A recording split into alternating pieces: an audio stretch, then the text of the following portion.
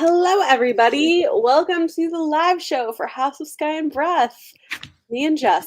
It's always a mystery who's going to be on the live streams the further we get into this. This is our second to last one, though. Our penultimate live stream. I had to go across the hall and steal this from my kid because I don't own these. Nice. It's been a long time. Okay, so I've got to say, I'm really pleased that these books have worked out so well for you and you've been able to just sort of like get through both of the first two. That's great. I mean, honestly, I have enjoyed all of her books. I haven't finished Throne of Glass yet. I do still have the last 3 books of that series left. Yeah. But I'm just not reading it because I don't want things to happen that I know happen. Fair. So, like, if I don't read it, it didn't happen. Right. But I also, at this point, because we're so far in, like, and I know things that we learn later in this series will kind of, I know that there are things, you know what I mean? Yeah. And so I'm not worried about that aspect of it. But Brittany from Brittany Loves Reading, her Patreon, I think next year is going to start reading through Sarah's books. So I think I'm just going to wait until they're there and so I can read them with other people. That makes sense. I'm not prioritizing them at this moment because I missed the boat with us. It's okay. And so I'm just going to wait for the next buddy read of them That from is someone okay. You've had a long time. I'm just happy that the Crescent City is working so well. I read the first book in 3 days. I read the second book in 2 days. It was a time. It's amazing. Amazing. She beefy. And I am almost done with my reread. I have like 8 chapters left to go, but I did not have time to finish before the live stream. But it is a reread for me, so I think it's fine. Yeah. You already know what happened. I do know what happens, and it is an explosive end. So. She really does just like packs it all in there, man. Like, it's so wild that so much like the book is so long, but it never feels long until you're done and you're thinking about everything that happened and you're like, oh yeah, it was an 800-page book though. Yeah, because a lot happens. But it just kind of keeps things moving.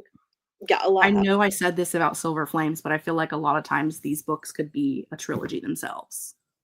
Yeah, I mean, but then they would just be longer. So I feel like maybe it's good. Like, I appreciate the fact that they didn't, because I feel like had they done something where they were trying to make these shorter, like, because a lot of publishers prefer that you stick to like a 400-page range. Yeah. But they would have made there be more books, there'd be more filler. And so I appreciate that they didn't do that because I think overall it makes for a better product. I agree. So what was your overall thoughts? And you weren't here for the live stream for the first book, so you can talk about both if you want a little bit. I gave the first book 5 stars. I gave the second book 4 stars. Do I know why I gave the second book 4? No. Okay. I don't remember. Okay. I just read it 2 days ago. What happened? I don't know. I do think this one definitely had more slow moments. Mm-hmm. And then for me, it was at the beginning, and it was specifically Therion's chapters. Yes. And I want to know, for the fangirlies, is he the K-all of this series? So here's what's interesting. When I first read this, I felt the same. I was like, I don't care. Why are we in your perspective? This is boring. I care so much more about everybody else. Now rereading it, because I know more about like who he is and like what else is gonna happen in book 3, I'm like, okay, I'm more invested, but I do think it doesn't do a great job of like giving you a hook.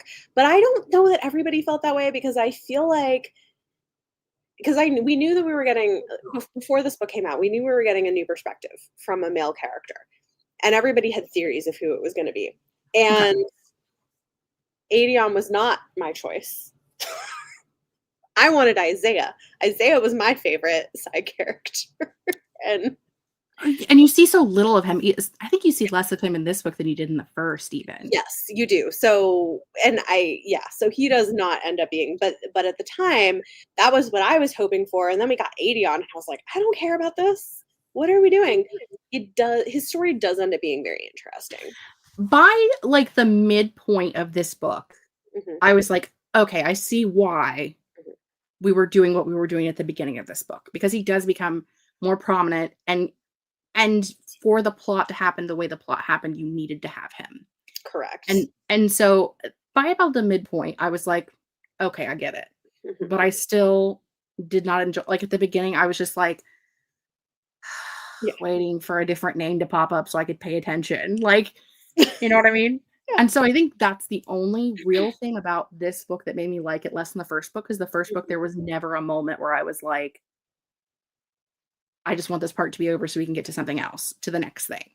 I get that. And this one, I definitely felt that with him specifically. Um, I agree with you. I would have liked to have seen more of Isaiah, but I think that was left out because we got more of, is it Baxian? Yeah. It's something like that. With there's a B and Mhm. an X I and think it is probably an N. Max. That sounds right. But they had to make room for his character Yeah. for very important reasons. Yeah. So I see why we had to get that pieced over. Mhm. But I would have liked to have had more of Isaiah. But you know, it's already 800 pages. It Do we is. want 1,000 so we can get No. another character? That's fine, Like, it's fine. That's a lot. it's okay. There's a lot. There's a lot in this book that really was just like pointless. So let's go with pointless. I mean, they spend 75% of the book looking for a person for a specific reason that doesn't matter.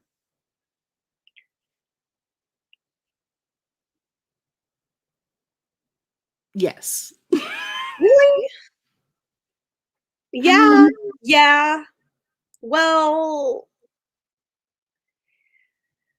again, if they didn't do it, it wouldn't make the impact that it made at the end, and we wouldn't have got to where we got to, because if they hadn't been looking for him, if Tharian hadn't been looking for him, mhm. then the others wouldn't have gotten involved, and we wouldn't have found out more about Danica, and we wouldn't have found more about the rebellion. Like, so it was an important cog in the I mean, wheel. I think that's true, and I do think the whole sort of, like, Thunderbird thing is important. Oh Just, yeah, you very know. important to the story and to Yeah. it crossing into book 3 and the other rifts, I believe is the word we use in this specific series. Um, and like finding out what we find out at the end and how Danica got to where Danica got to, and just like all of those, like, they're all important plots and Right. they're important points. But But you don't from really know why it's important for a lot of it. And it's I and there's not a lot of payoff from specifically the search. yes, Yeah. for that, and you also find out that like we never really needed to be looking for him anyway, because one of us knew exactly where he was at the whole time. I mean, It's true. I mean, I feel like the which is a first very Sarah book way to write. is much more of a murder mystery, which I think for me makes it my favorite. We'll see how I feel once we reread book 3. I'm curious to see Yeah. how I do on a reread. But at least from a first read, it was my favorite because I like how the mystery sort of like drives the plot in a satisfying way, whereas I feel like there's so much going on in the other books that while I enjoy them, it's less sort of cohesive in terms of like what. There wasn't one specific thing in this book Mhm. that we were looking for or towards, Yeah. except for them trying to, there was a big thing about the group themselves trying to decide if they wanted to help Therian and whatever that other prince's name is, Cormac. Mhm, Um, if they wanted to help them and what that would mean for the group, like what repercussions could happen to them. mhm.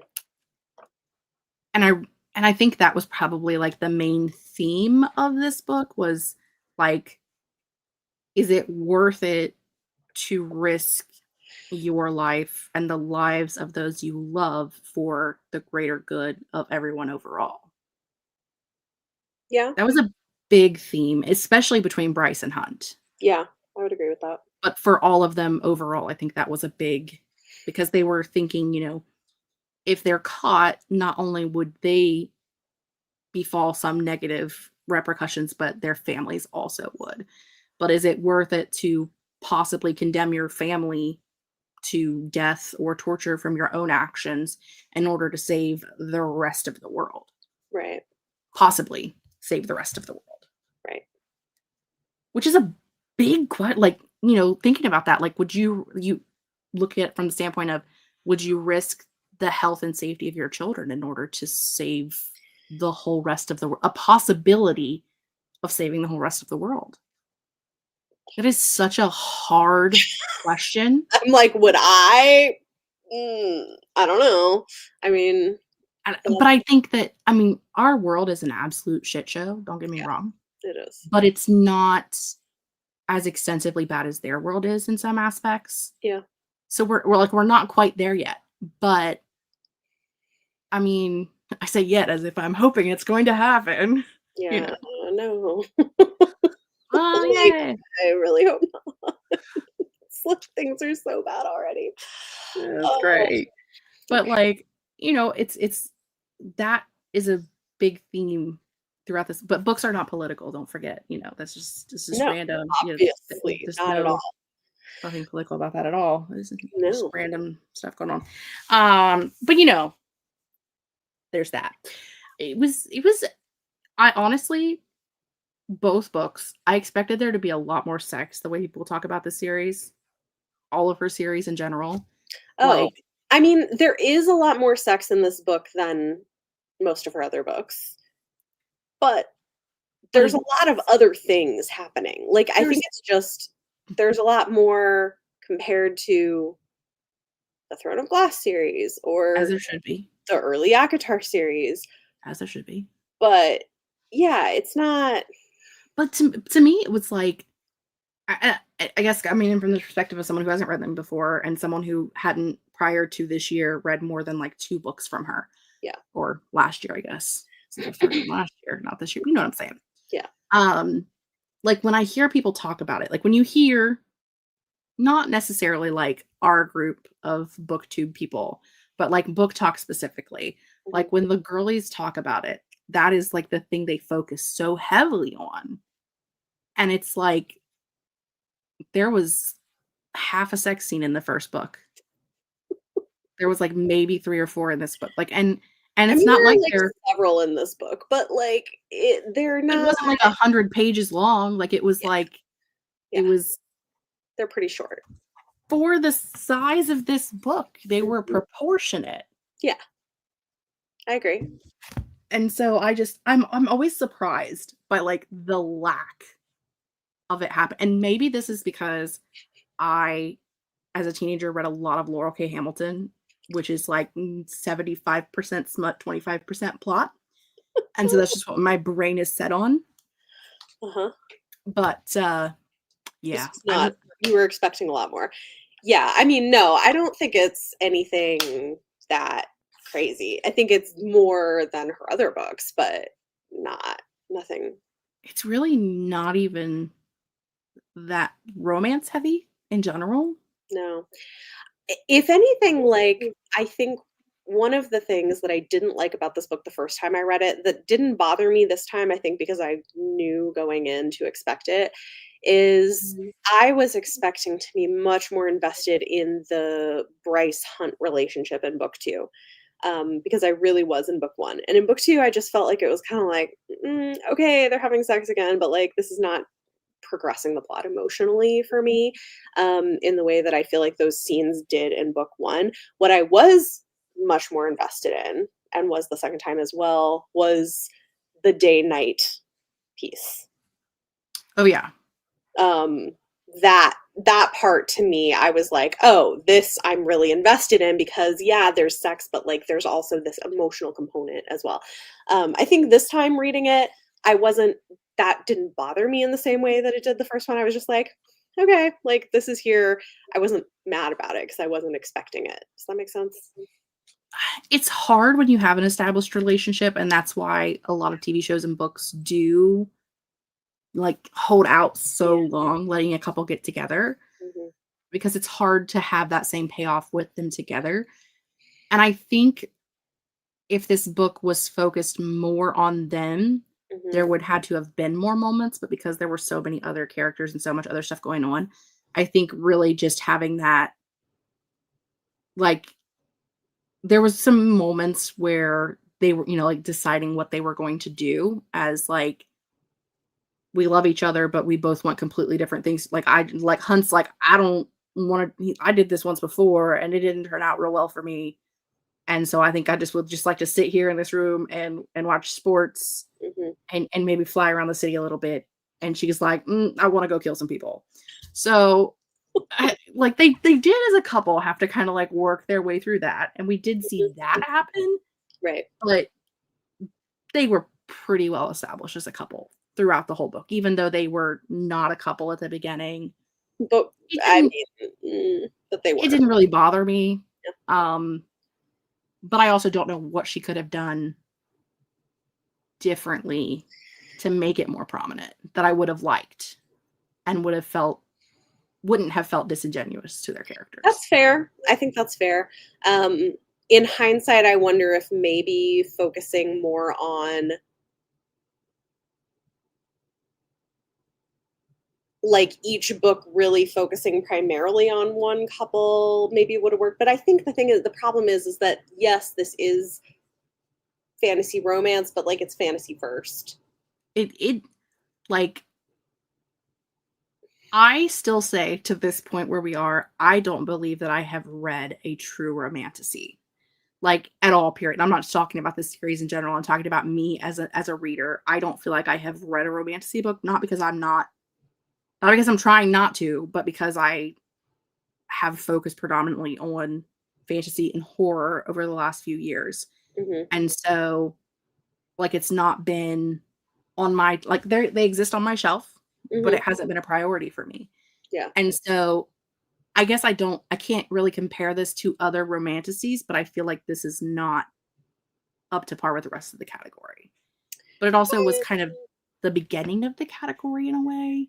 Yeah, I mean, I feel like ACOTAR is more Yeah, romantasy specifically, whereas this is more romantic fantasy to me.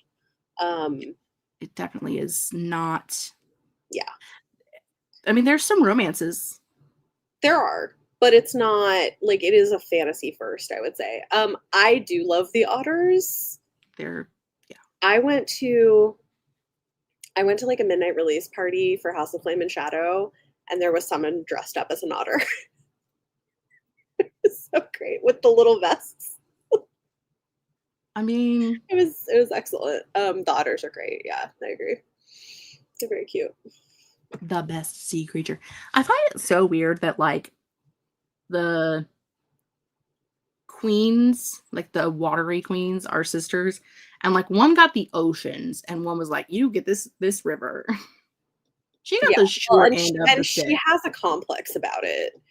as she should. Also, we learn more about that in book 3. Yeah, I mean, I know there's still more to go, and I There's know more. that Yeah. because Tharian is Yeah. such a big character that we're gonna learn more about that world Yeah. moving forward, but Yeah. and I think I don't know. Um, I did get spoiled again for this book, on the day night thing, who Day was, before I found out in the book. No. I did, and I was so mad, and it Oh, was that's terrible. Who did that? the internet. It was the internet's fault. Ugh. It was Okay. me scrolling on the internet. It No, was no, you like, can't do that. You can't do yeah. that. Well, see, before, I used to be able to because I didn't have any context. Right. Like, I never had to look out for spoilers because I was Yeah. like, if I see something, I'm gonna see it completely out of context and it's not gonna matter. Right. So it's like, But whatever, who cares? now that you're reading them. But now that I'm reading them and I have the context, I'm like, I need to not touch Instagram until I'm finished with the series because at least it wasn't a person this time Yeah. who, like, was DMing me things, and I was like, "This is my first time reading this series. It's not Yeah. a reread. So thank you for spoiling a major plot point for me. I appreciate that." How far were you when you found out? Like, ooh, it was early. It was probably like the first or second time after the first or second time that we had seen them together. So it was early. Rough. I think the first time I read it, when they are at the party, Yeah. I had a thought where I was like, could it be? It's like, no, there's no way. It's got to be someone else. But it 100%. Yeah. So it, Well, looking at it from the perspective of the way that they felt about the other sexual partner, mhm, and like it couldn't have been a person that they liked very much. of course. And we had already heard about their escapades, Right. escapades, Yeah. sexcapades from other characters. So Yeah. we kind of knew that that was already the vibe between them anyway, Yeah. except she was pretending to enjoy it. Yeah. So, I mean, rereading it, I'm like, oh, yes, the clues are all there. yeah, It's like, you can definitely tell. the Um, call is coming from inside the house. yes. But yeah. Oh, that's so cute, an otter sticker. I love this. Read the book back in 2023, listened to it on audio then and enjoyed it. Yeah, I'm listening to the audiobook and I have like I said, I have like 8 chapters left in my reread, but I do kind of remember like cuz the ending is Wild. wild. Okay, should we talk? I mean, we can talk spoilers at this point. I Yeah. feel. Yeah. So I think with Day being behind, I think that yeah, that surprised me the first time. But now I'm like, okay, this makes a lot of sense. It makes sense, but also like, how does she do it? Yeah. Like, I mean, I think holy I think she's cow. managed to survive from the time she was very young, you know. She's been in really awful situations and has just had to compartmentalize that, you know. But yeah, it's awful. Which I expect that we'll learn more about that in the third book as well. Yeah. And hypaxia as well. It's so weird that they're sisters, but because they're immortal Mhm. and they were born so far apart that they had never actually met before. Yeah. Like that's I mean, I know I have a half brother that I've never met, but like because I didn't know he existed until 2 years ago. Like they have known each other has existed Yeah. their whole existence Yeah. and it's been, hundreds of years Yeah. and But they've then never met. Hypaxia was being raised by revenants, so Yeah, I but was not expecting also the first time Hypaxia's lover to be who she oh was. I my was like, "Oh, that was a that was" wild scene. yeah. For future reference, when the coat closet is locked, it's already occupied. It's already occupied. I was like, "Oh, yeah, okay." Well, Yeah, which took me by surprise because I thought, there was gonna be like a romance that would come out of this arranged marriage. That's kind of what I was expecting. because in the first book, when we meet her as a med witch, like Mhm. he is very attracted to her, and they kind of have like that flirty banter in the Yeah, beginning. yeah. And so, like, you really kind of expected that to exist, Mhm. but then that's not what happened No, at all. no. So, They become like more friends than anything. Yeah, I didn't see that coming either. The third book is wild. It is. I'm excited to reread it because I read it all so fast and was vlogging it. So like I don't know. It's gonna be interesting to read it again. I'm Um, excited to read the third book and to see what happens. Like, I mean, like I said, I know some things again because I exist on the internet, and so there are things that I know, but I'm excited to see how everything kind of comes together yeah. and like what actually happens. Is there supposed to be a fourth book in the series, or So I would has she said say anything? book 3 concludes this arc. I think there could definitely be more books in the Crescent City world, but I don't think Bryce would be like the central figure in it.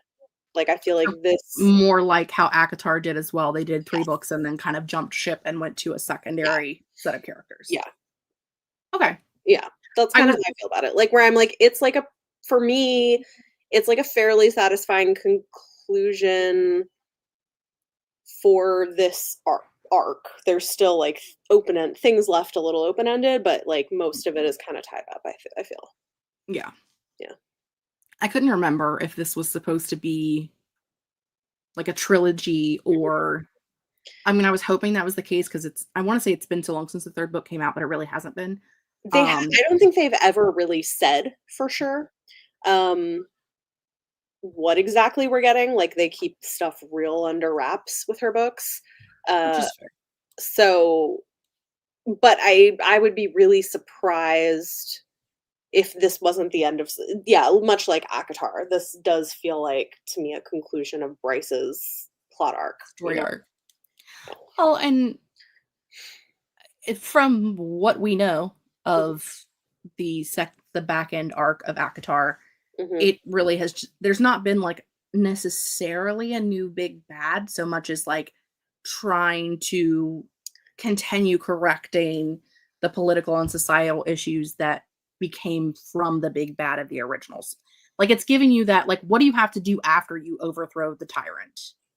Yeah, so I agree with this, Meg, that it is important to have read A Court of Silver Flames before reading the Third Crescent City book because I think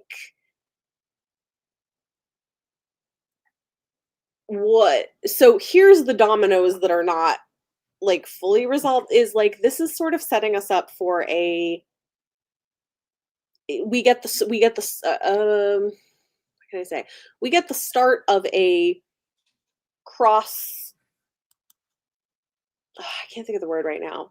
Like, a crossover, A basically. crossover war. No, like a multiversal war.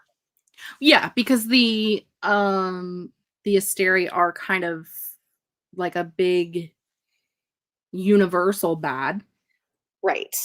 from what I know from book 2, Right. because at the end of book 2, we find out that they are hot messes who like to go from planet to planet. They're like the little guys from Home who go from planet to planet and take all of the resources, and then when it's dead, they go to the next planet. Basically. Yeah. They're kind of Um, like that. yeah, so the Asteria are kind of a universal bad that have had their hands in all of these other worlds, and then there's Hell, which is a complicated place. So, like, people have theories of what exactly is gonna happen next, but we get, like, the start of the opening part of a multiversal war in book 3, and so I think it's setting us up for, like, this kind of epic thing probably coming somehow in the future. I just don't know what exactly that's gonna look like in terms of where it's set, what series, like, I don't know. I don't What know. characters would be in it? Who knows? Yeah. Um, so we'll see. I'm curious to see what happens, but it is real interesting. The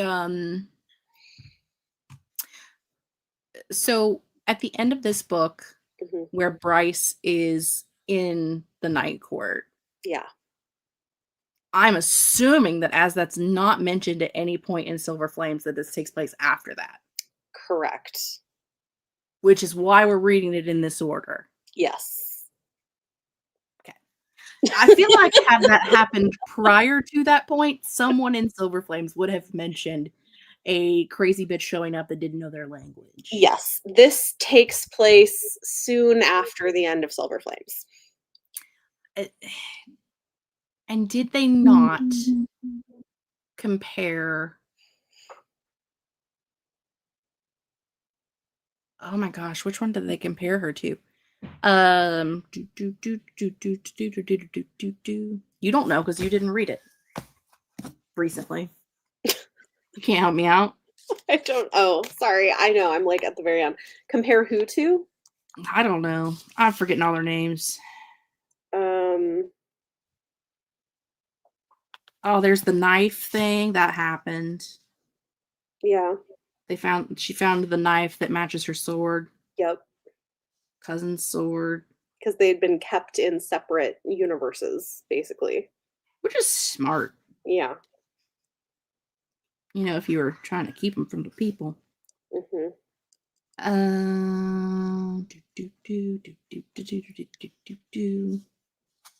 Also, she thought that Reese was Rune. Yes. Oops. Yep. That's got nothing to do with anything, I'm sure. No. Nothing. Yeah, no, we get a lot of hints of things that get more fully fleshed out in the next book, I feel like. But yeah, there's definitely clearly been crossover between these worlds previously. Uh, we just don't know I can't remember like what all we find out exactly at the end, but I think it ends pretty quickly with her being there.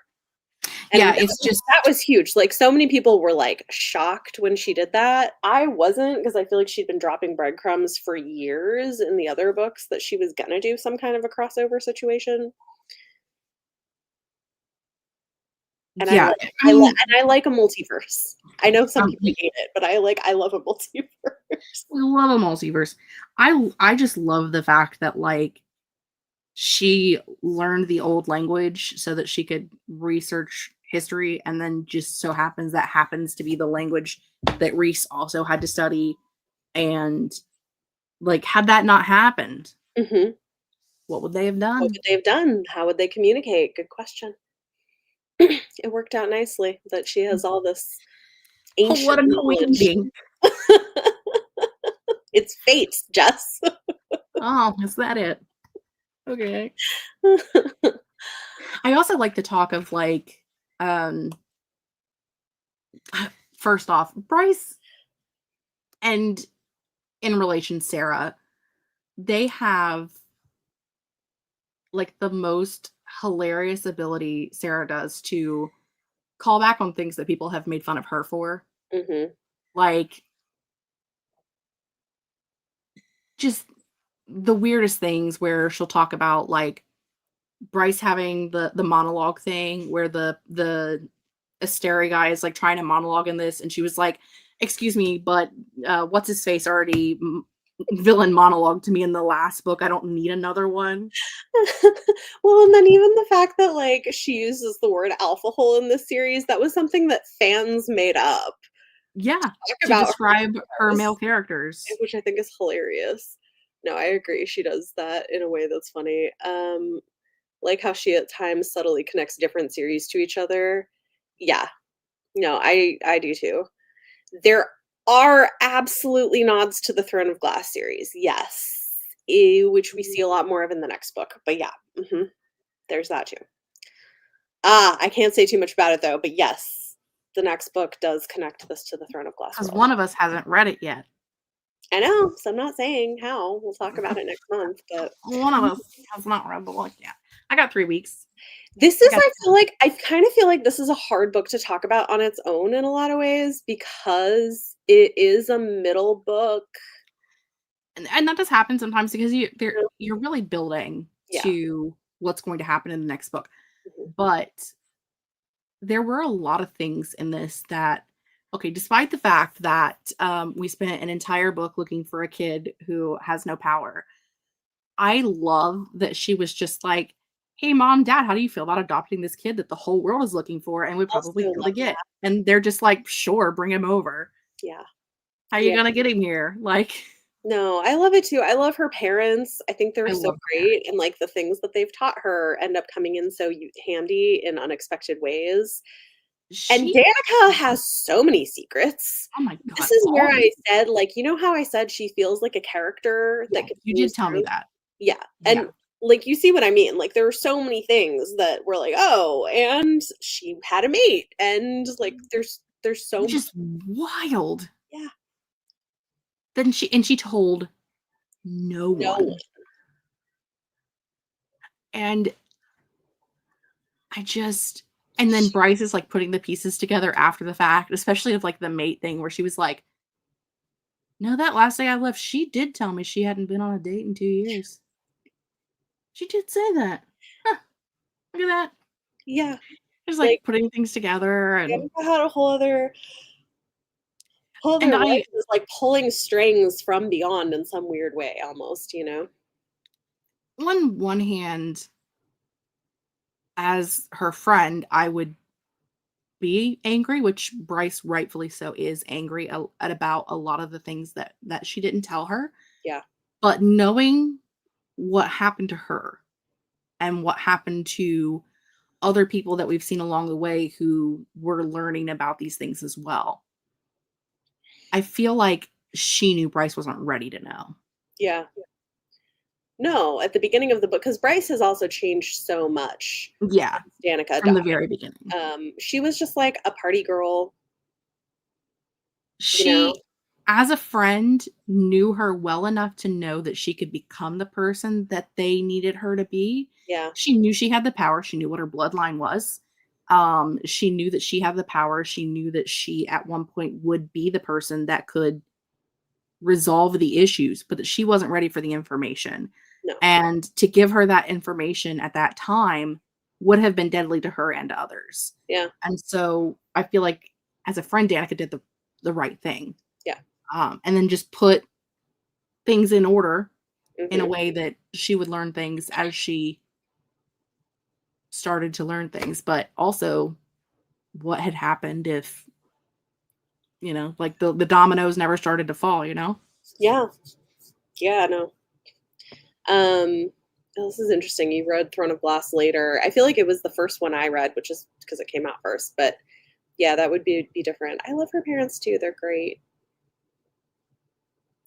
Yeah, but also it seemed like she didn't expect to survive for very No. long, which is also She interesting, which I think is part of why she probably did what she did with, like, tattooing the horn into Bryce's back and all of that is it's like she was trying to prepare for because she was doing really dangerous things, and I think she knew that she probably wouldn't survive it.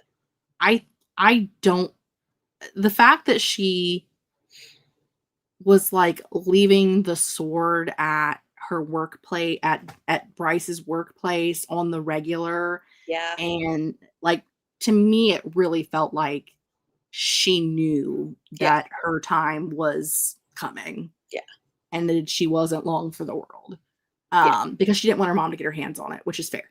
yeah. Her mom Her is mom is awful. a piece of work. She is a piece of work, yeah. I Yeah, did, I watched back you and Alexa talking about the first book, and you mhm. were talking about the difference in Bryce and the other main females, and about how much more of an adult she is. And in my brain, I went, "Is that just because her parents are alive? Is that why she's not a YA character? Because everybody else's parents are dead." That's interesting. Tell me I'm wrong. Yeah, I mean, it is interesting that she has great live parents. I mean, they're somewhere else, They're not like mostly. They're there not all the there. time, but we do see them. She has Uh-huh. three parents. I mean, her bio dad is a shit show, but she Yeah, does have three parents. she does. And, like, Farah had a dad who was living but was checked the fuck out, Yeah, and Selena had no parents. yeah, So, is that the distinction between YA and adult nowadays? maybe. Is it just if you're YA, your parents are dead, but if you're adult, you have living That's funny. parents? That was Maybe where my brain went. that's so funny. I mean, I think it's more like our thought was more obviously like the things that she's doing and the way that she handles herself in the world. But yeah, I mean, also not having dead parents is Something. It really is. It's the I think part of it too is that this one feels so much more real because it's our life, our world adjacent. yeah. Like, I mean, as far as I'm aware, we don't have fairies and mer people and shifters. They could exist. I don't know. I'm not gonna Yeah. tell you on the internet they don't because they'll become public next week and they'll be like, this girl said that we didn't exist and we do. Um, but the other worlds are definitely like not our world at all, at least not in this time period. Yeah, which I think is interesting because I know there are people who really dislike that about this series, that there is so much sort of modern technology and whatever. I don't mind that, I think, because like I like urban fantasy, and this to me feels sort of like urban fantasy in another world where there's like a blend of magic and technology um happening. I'm not I bothered by it, but, like, I do know there are some people who are like, "This takes me out of it," that they're talking about, like, pizza and, like I 120% believe that this is just our world in the future. Like this specific world is Earth in the future. could be. It makes the most sense to me. Yeah. because it's so similar to our world. Yeah. And, like, we know that it's what, been 1,500 I has it been 1,500 or yeah, 15,000 years since they I do think that is definitely possible because I think we learn more in as the we should. next book as well about the history of the world. So like I personally I think that's totally possible. I don't know that we get confirmation of that, but the other thing that I think is interesting, right, is that like Thunderbird mythology, right, is a Native American mythology, and I Yeah. do feel like that the way that she writes about the Thunderbird people is like mirroring Mhm. treatment of indigenous people in America, which is also interesting. Um, Also, in Norse mythology, we are Midgard, yeah, so, that's true. they call it Midgard, so I'm assuming that means it's us. I could be wrong. Yeah. Um, Well, and like in some ways, this whole series is sort of about colonization it really is. in a lot of ways. And I think even more the more you learn about it, but like it is about like the problems with colonization and I don't know, it's interesting. There was a lady on the Instagram. Sometimes you get a reel Hmm. and you start watching it and then you realize that is not the content for you. And it was the one I got one where the girl was talking about, like, books that she would never read, and or books that she can't read, Hmm. whatever reason. And she can't read this series because the angels are bad and the princes of hell are good. And my brain immediately went, "Let me introduce you to my friend Lucifer, who is a fallen angel." What do you mean the angels are bad and that's against your religion? I'm pretty sure that is your whole religion. Well, and also the angels are not really angels either. Well, the Asteria, I think, is what she was Okay. saying, were like the Okay, angels. but like Hunt is called an angel, Yeah. right? But like the more we learn, like the angels aren't angels and hell isn't hell. Like it's not It's hell with one L, yeah, first off. you know. It's hell with one L, first And off. And second it's off, have you not read that book from It's front? not like Judeo-Christian hell and angels. That's so funny.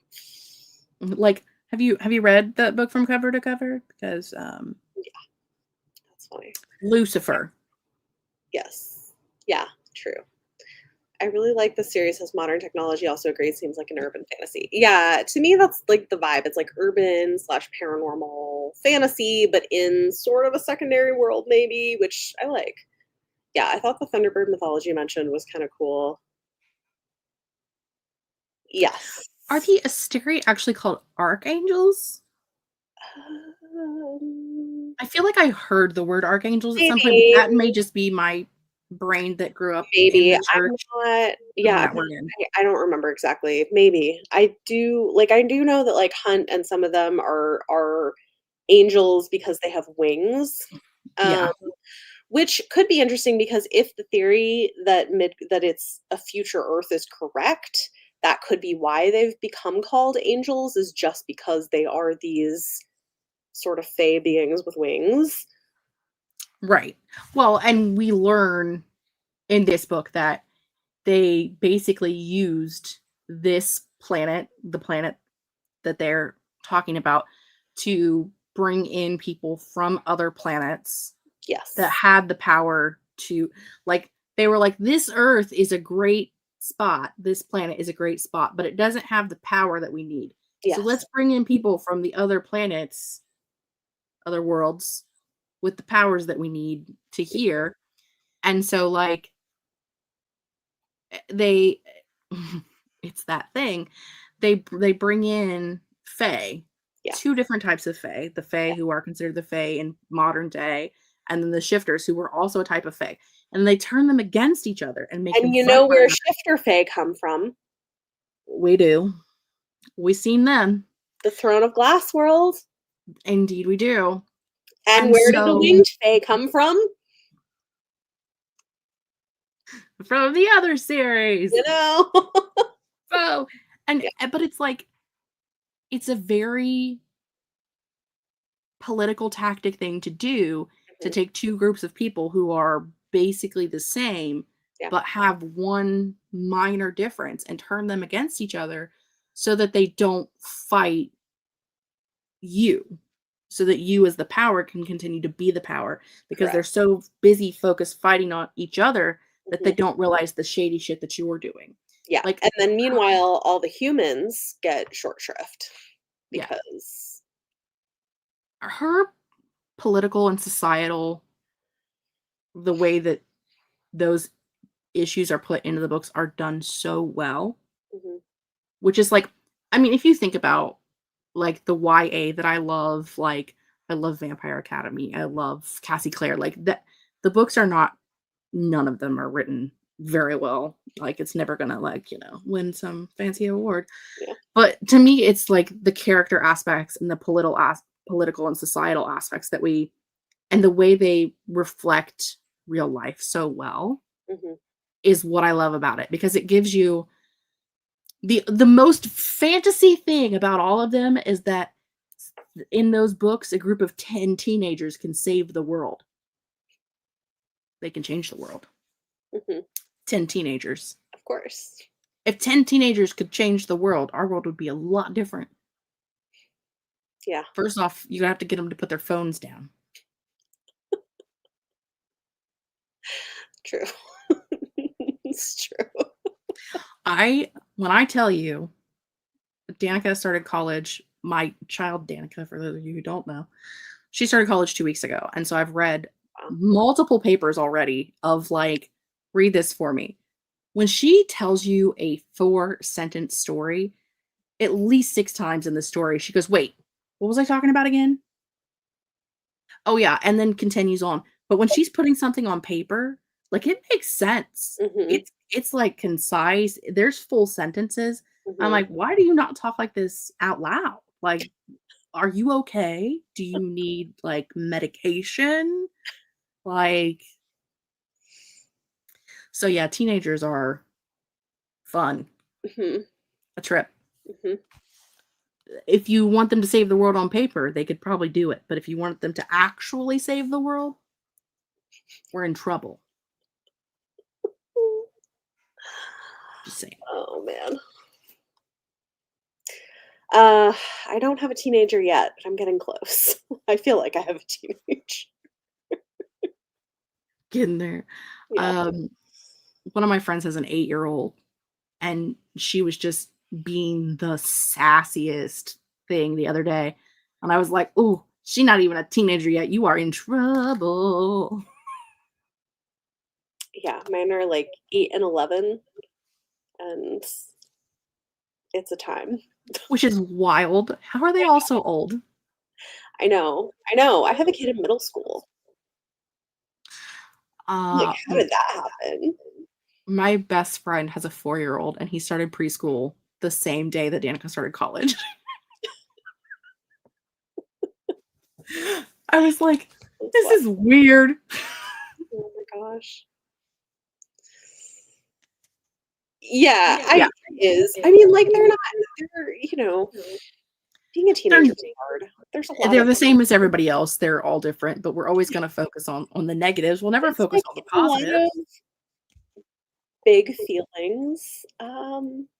I mean, I think they can be amazing in some ways, and also they have a lot of feelings.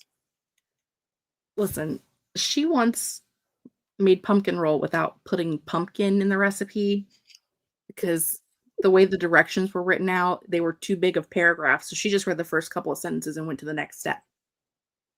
So, you Okay. know, Yep. Mhm. she can't focus.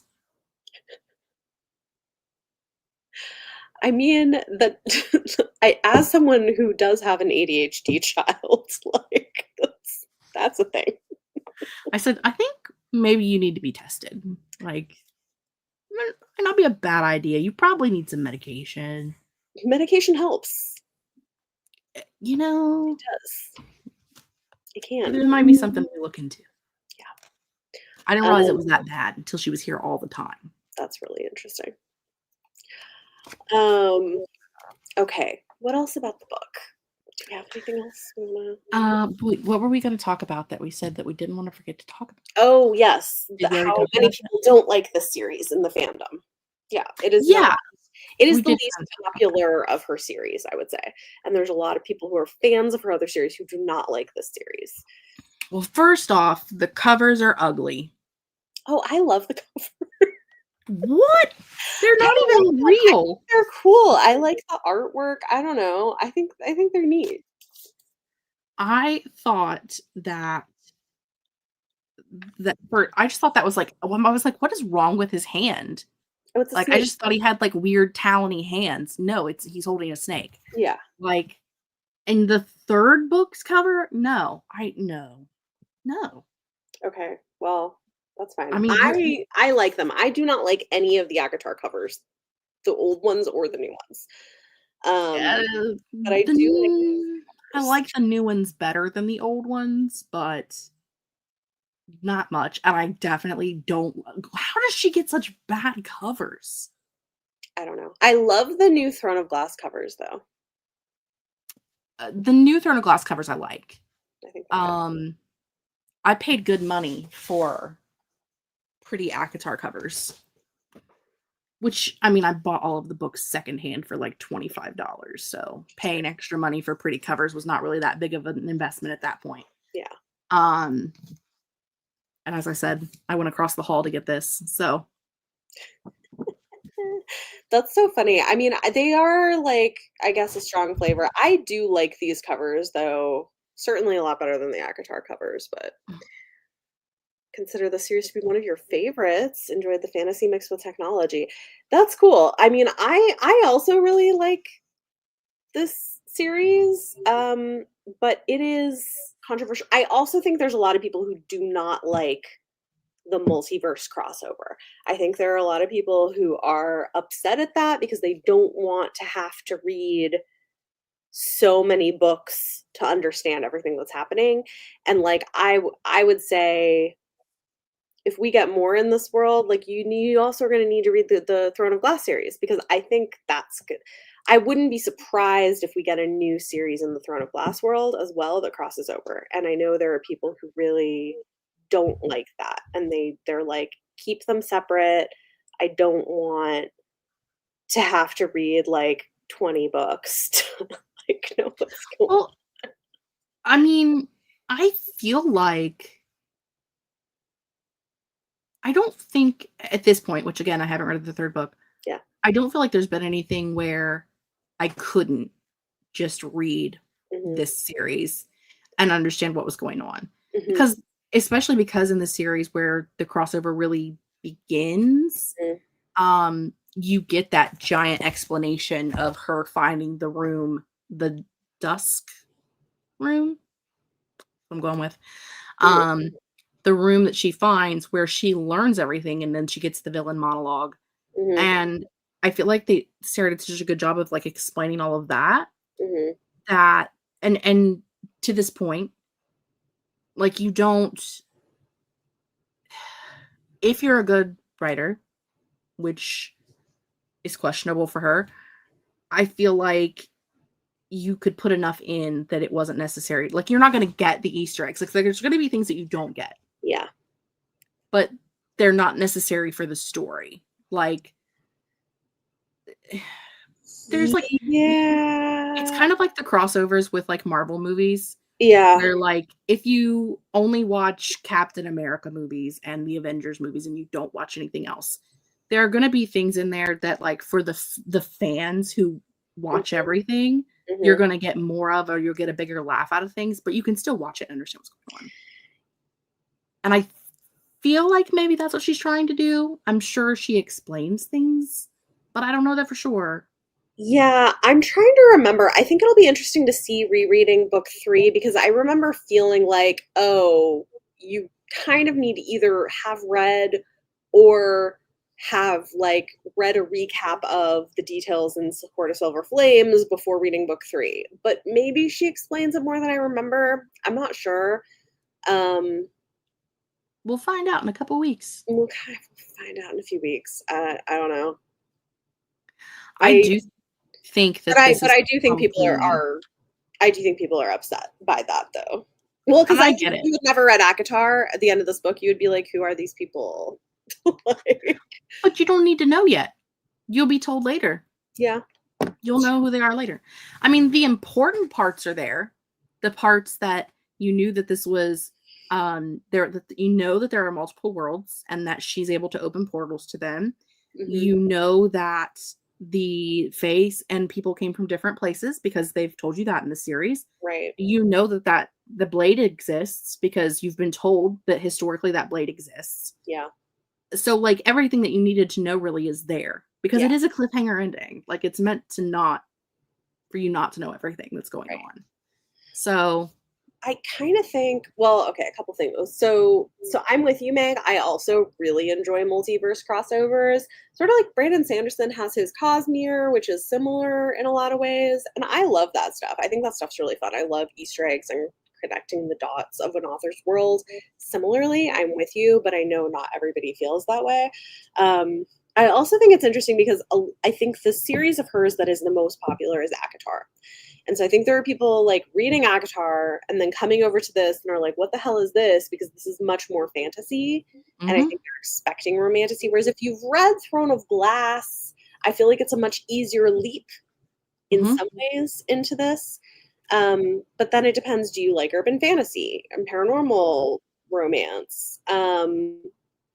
Or if you do like those things, are you okay with reading it in like a really long book and not something that you can just kind of breeze through?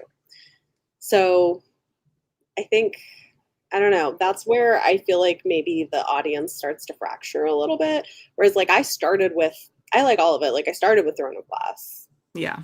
and I'm a big fantasy reader. So for me, I'm like, oh, yeah, this is great.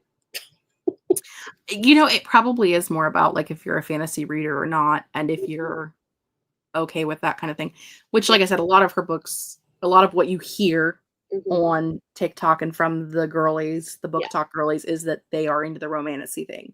So Right. it would make sense that they wouldn't like this as much because it's not as much there. No. I don't I feel like plot and structure world building wise, this is probably my favorite series of the 3, hmm but I think the ACOTAR series has more of my favorite characters. I can see I that. think. I can see that. I haven't had full arcs yet of everybody, but Yeah.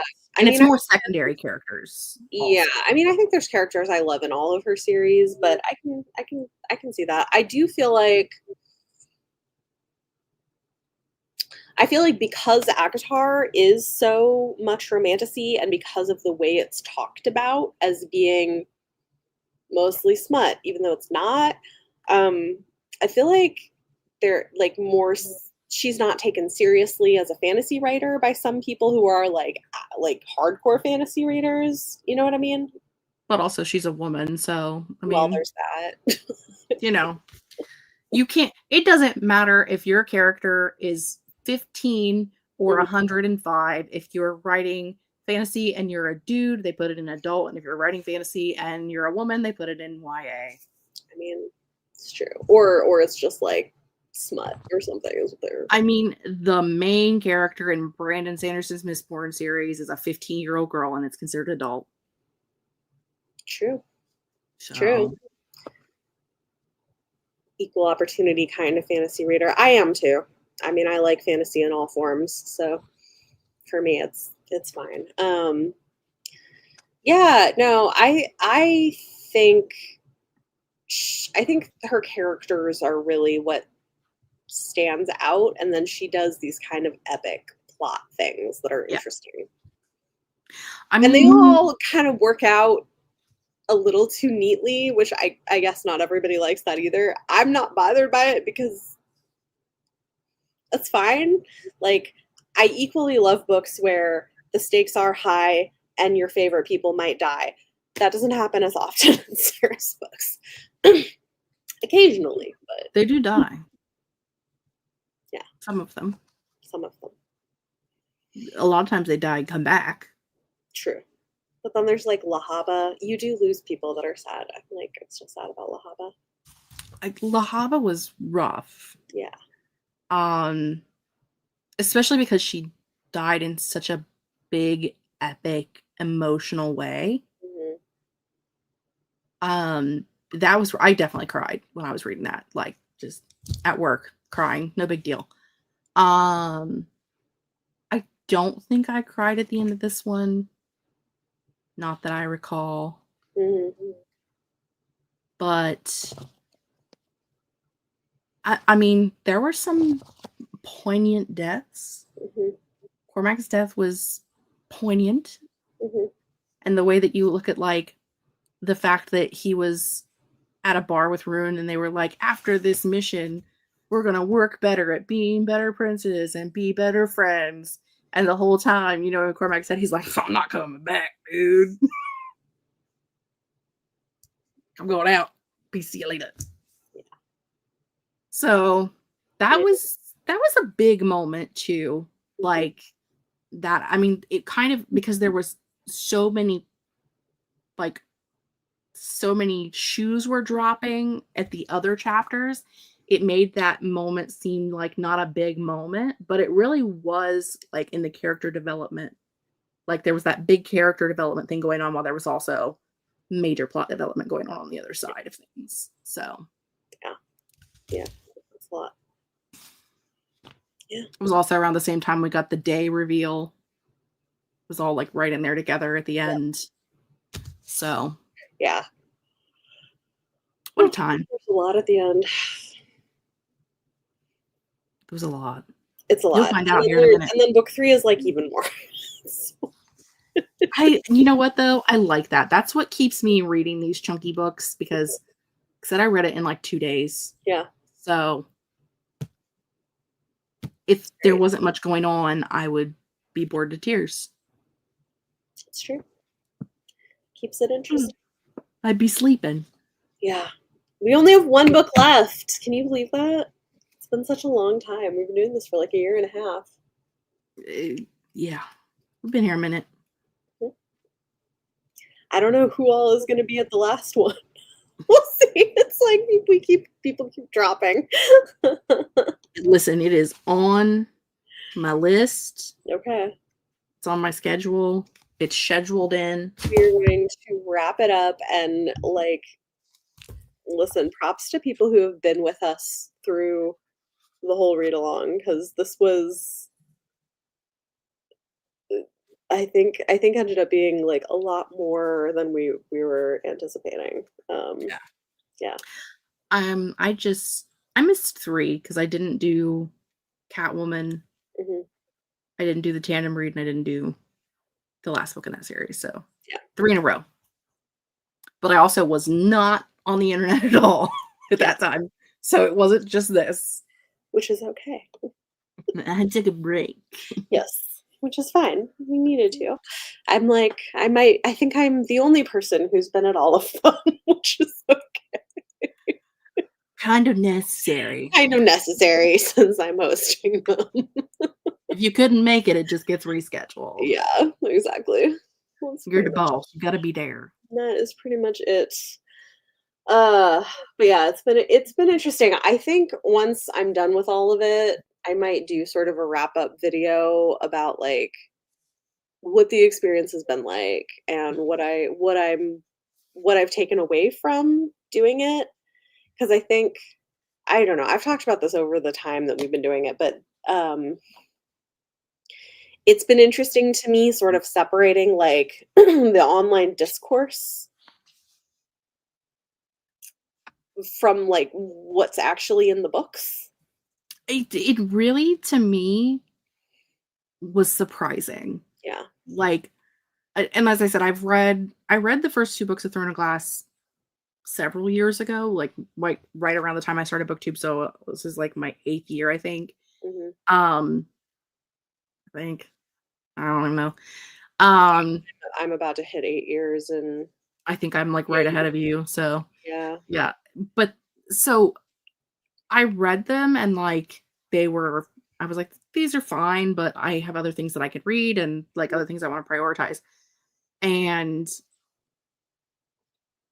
I thought I knew what the context of a lot of the books was based off of what I was hearing other people talk about, and it definitely is a completely different thing. Yeah.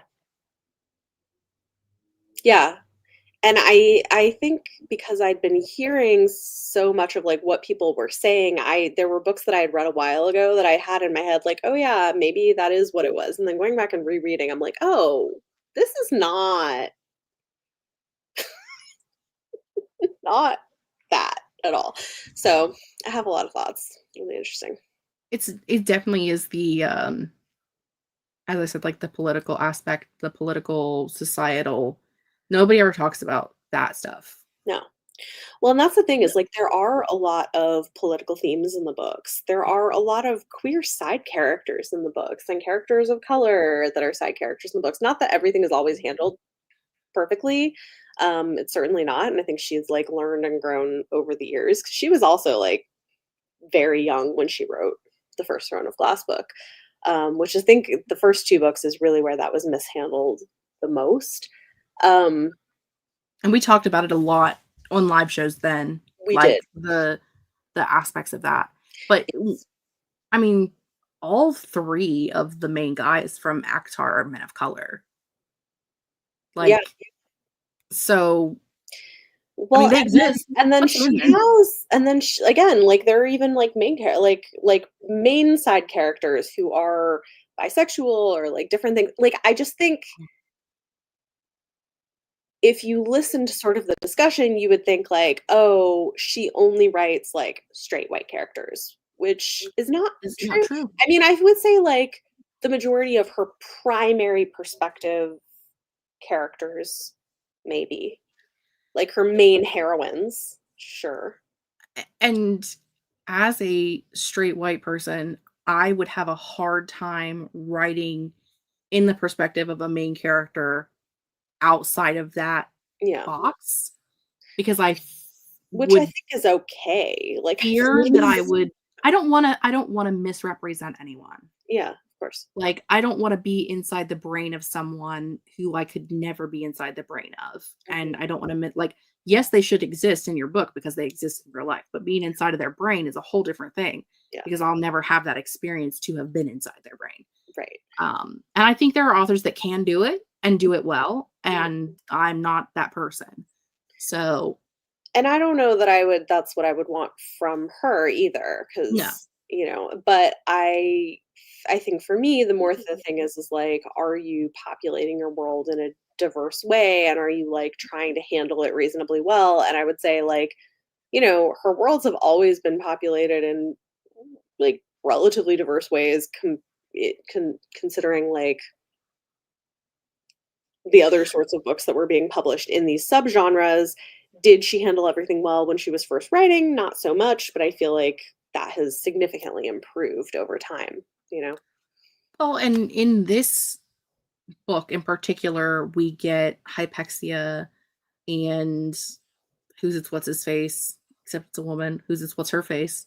The governor, Um, and Rune's one Celeste, roommate, Celeste or Celestine or something like that. Celestine, I think is right. One of Rune's roommates is gay. Yep. And it's never talked about as, like, being a character flaw or, like, they don't ever get picked on for it. It's never, like I mean, I know that, like, hypaxia and Celestine is, like, a secret Right. necessarily, Right. but, like, they don't ever talk about sexuality in a negative way.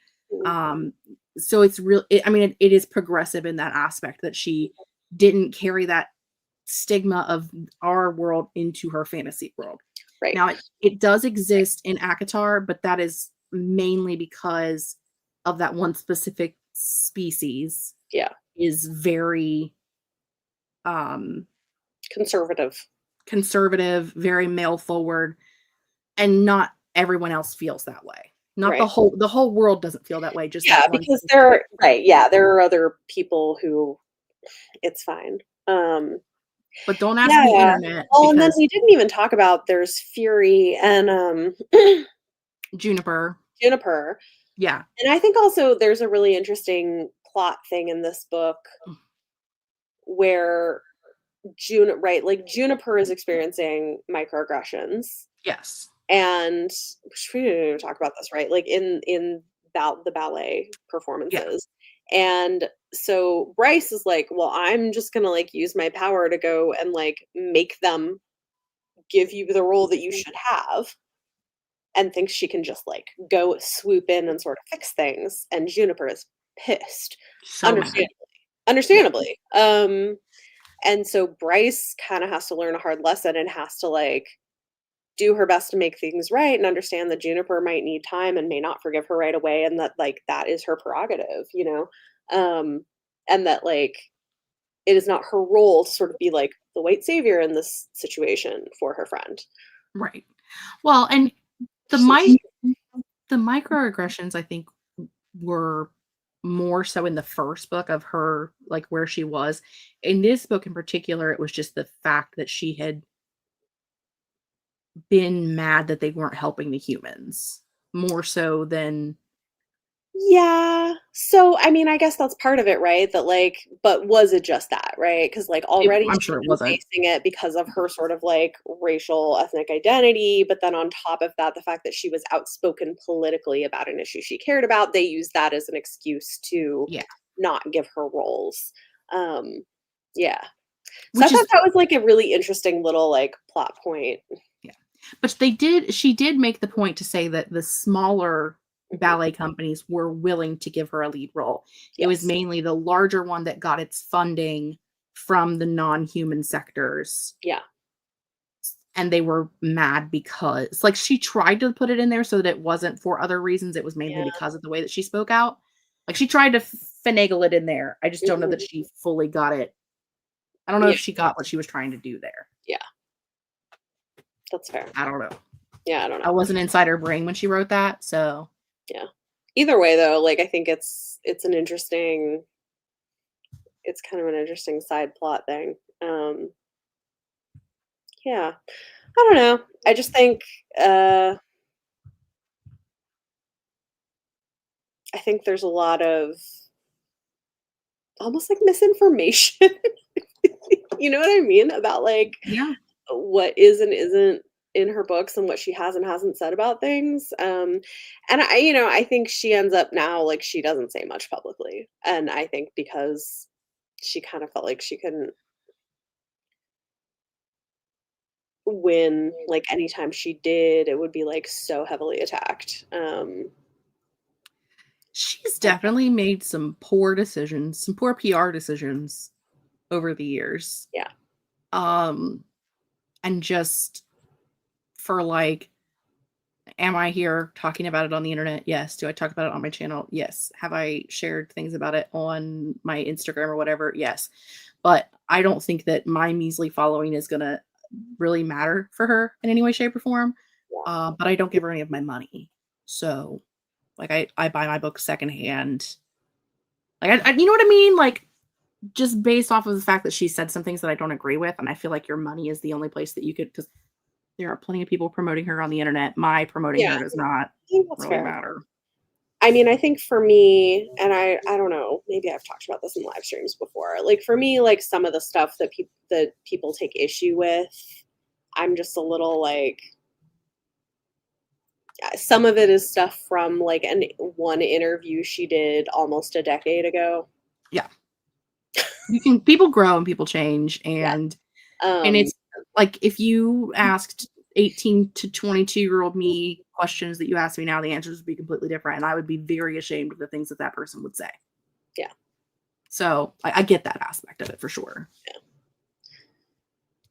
But yeah, it's interesting. I think there's a lot of like I do feel like there's a lot of assumptions made based on not a lot of information. Yeah, And I can't absolutely. help wondering, like, there are, I guess, put it this way, like, there are a lot of other authors who have said and done very clearly, Oh yeah. obviously questionable things. Yeah, oh yeah. who do not get talked about or handled in the same way. And so part of me is like, how much of this is just because she's like very popular? And she's very popular in a predominantly male space of what would be a predominantly male space if she was a dude, Yeah. fantasy books in general. Like, I feel like it does kind of like it keeps men from reading her books. The aspect of like the all of the drama Yeah. and all of that. It's a hot mess. Yeah. It's all a hot mess. I saw it was really Reading interesting. So books. Brandon Sanderson did had like a reel recently where he talked about reading like an Emily Henry book and how much he liked it. And he was like, yeah, like I mentioned this somewhere, and he was like, and some people were like, oh, isn't that like a girl book? And he's like, I didn't know we were still doing this. Girl books and boy books, like they're just books. Like read whatever you like. I read all kinds of books, like from men, from women, different genres. Like I was like, Exactly. yes, thank you, exactly. Like, why are we doing that? My shelves are definitely not 50-50, and they never will be. No, mine Um, aren't either. But I mean, it's fine. I mean, I read predominantly female authors, but I read some male authors as well and non-binary authors. my shelves are predominantly up to the past couple of years were predominantly YA fantasy, so it was all women. Interesting. Because again, if your character's 15 and you're a woman and it's fantasy, then it's YA. Although, you know who's a good who does do YA fantasy, who is not a woman, is Scott Rankin. I don't know that I know that name. Yeah, he wrote this amazing YA sci-fi trilogy that started with Nixia, and now he's writing fantasy. He's written middle grade and YA fantasy. Yeah, he's a I teacher. will look that up. I will look up the things. Don't think I won't. I believe it. Anyway, I don't know. I just think it's interesting. I mean, to be honest, like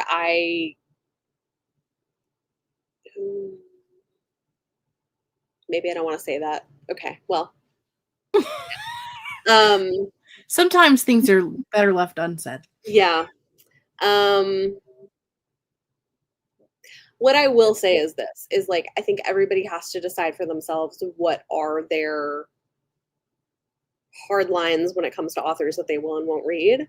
Yeah. Um, and for me, so far, there hasn't been anything that I've seen from Sarah that crosses those lines for me to not read her books.